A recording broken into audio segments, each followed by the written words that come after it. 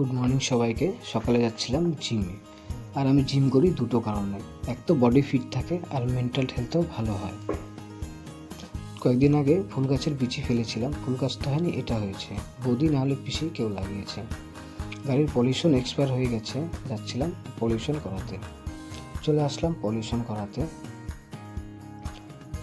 হায়াবুসার জন্য খাওয়াও নিয়ে নিলাম। আজকে হায়াবুসা খুশি হবে, 2-3 দিন থেকে হায়াবুসা বেরো হয়নি আর খাওয়াও হয়নি। আজকে দুটোই হবে। দিয়ে দিলাম হায়াবুসার পেটে খাওয়া। এতটুকু তো হবে না, কিন্তু আপাতত চলবে। রাতে ছিল দোকানে পিকনিক, আর রান্নার দায়িত্বে ছিল লিটনদা।